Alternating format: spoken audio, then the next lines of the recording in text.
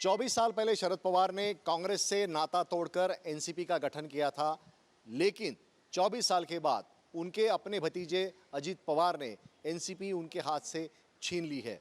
साथ ही साथ प्रफुल्ल पटेल जो एनसीपी के ताकतवर नेता है, शरद पवार के चहेते नेता है, इन्होंने भी शरद पवार का दामन छोड़कर वो अजीत पवार के साथ चले गए हैं।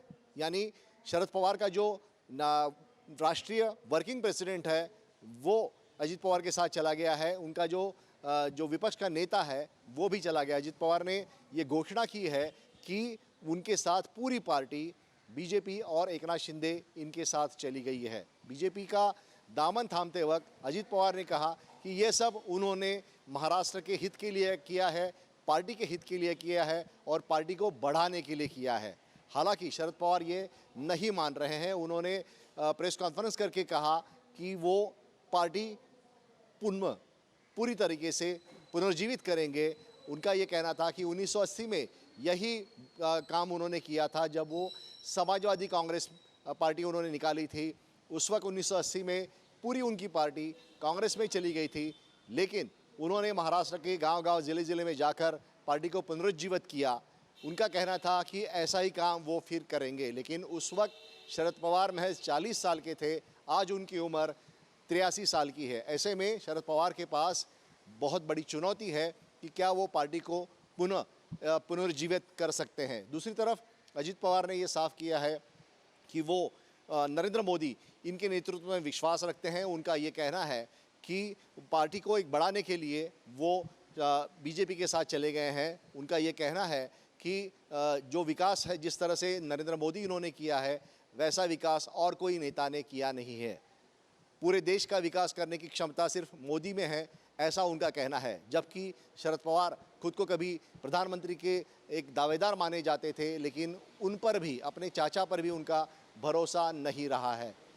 अब महाराष्ट्र में जो दो बड़ी रीजनल पार्टियां थी, शिवसेना और एनसीपी, वो पूरी तरह से टूट चुकी है। बीजेपी ने उसको तोड़ा है और उनका कोई अस्तित्व जो है वो महज एक कुछ कार्यकर्ताओं के साथ रह गया है, क्योंकि शिवसेना के पास अपना कोई चिन्ह नहीं। जो उद्धव ठाकरे की जो गुट है, उनका कोई अपना चिन्ह नहीं है। उनके पास सिर्फ कुछ उनके जो कार्यालय है वही बचे हैं।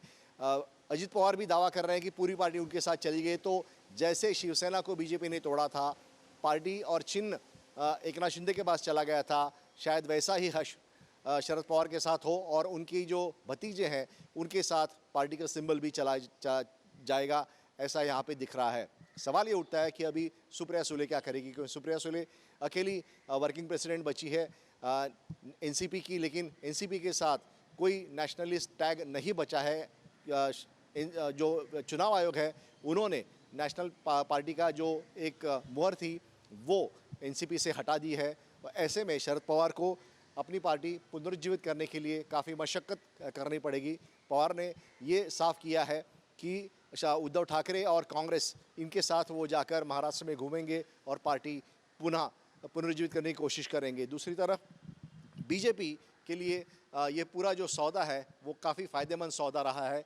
वो 3.5 साल पहले उन्होंने एनसीपी को तोड़ने की कोशिश की, लेकिन वो शरद पवार ने नाकामयाब ठहराई थी, क्योंकि उस वक्त शरद पवार के पास महाराष्ट्र में सत्ता थी। उद्धव ठाकरे मुख्यमंत्री बनने के करीब थे और ऐसे में ये सारी जो चीज़ें हैं वो उनके पलड़े में, उनका पलड़ा भारी था। लेकिन इस बार वो विपक्ष में है, उनके पास उतनी ताकत नहीं रही है। छगन भुजबल जैसे जो कद्दावर नेता है वो भी उनके साथ नहीं है। यही छगन भुजबल को लेकर उन्होंने 1999 में जब पार्टी एनसीपी शुरू की थी, उसके पहले जो अध्यक्ष थे वो छगन भुजबल थे, लेकिन आज छगन भुजबल ने उनका साथ छोड़ दिया है और वो अजीत पवार के साथ चले गए हैं। दिलीप वलसे पाटिल जो कभी उनके पर्सनल सेक्रेटरी रहे थे शरद पवार साहब के, वो भी उनका दामन छोड़कर अजीत पवार के साथ चले गए। तो यानी ये सारी चीज़ें देखते हुए शरद पवार के पास कोई पार्टी उनकी बची नहीं है, ऐसा माना जा रहा है। दूसरी तरफ शरद पवार को इस पूरे बगावत की आशंका पहले से थी। 2 महीने पहले वरिष्ठ जो नेता है एनसीपी के, वो पवार साहब के पास चले गए थे और उन्होंने कहा था कि हमें बीजेपी में जाना चाहिए, क्योंकि ईडी और इनकम टैक्स काफ़ी बड़े पैमाने पे उनके रिश्तेदारों को और उनको तंग कर रही है और राजनीति करनी है तो रिश्तेदारों की बलि देकर क्यों करनी है, ऐसा उनका मानना था। पवार साहब ने तब ये कहा था कि वो किसी भी सूरत में बीजेपी के साथ नहीं जाएंगे। ऐसे में पवार साहब को पता था कि उनकी पार्टी में ये बगावत के सुर आ रहे हैं और इसलिए उन्होंने बीच में एक शगुफा भी छोड़ा। उन्होंने जो पार्टी प्रेसिडेंट का जो पद है वो त्यागने की बात कही थी। उससे पार्टी के जो आम कार्यकर्ता है उनमें एक आक्रोश पैदा हुआ और कुछ हद तक शरद पवार इनको पार्टी में अपनी पकड़ फिर से कायम करने के लिए ये जो उनका जो ये चाल थी वो कामयाब हुई। लेकिन अजित पवार ने आखिरकार झांसा देकर शरद पवार को पूरी पार्टी हथिया ली है। अब देखना यह है कि शरद पवार क्या ये पार्टी फिर से एक बार पुनर्जीवित करने के में कामयाब होते हैं।